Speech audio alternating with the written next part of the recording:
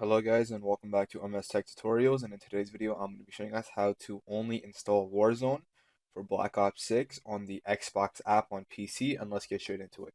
So once the Xbox app is open, you can go ahead and go over to Library. From Library you want to look for Call of Duty, and once you find Call of Duty go ahead and right click on it. Now from here you can go ahead and hit Manage. From Manage, go over to Add-ons, and then from Add-ons, you'll notice that the Call of Duty base game, this should be checked. If it's not, go ahead and check it, and then basically go down and then install Warzone right here.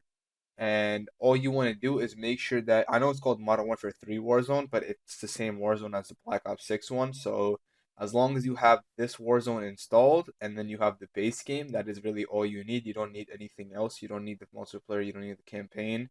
Obviously, if you bought it, then just keep it. But if you have not bought it yet and you want to just play Warzone, you can go ahead and just download just the base game and then just Warzone.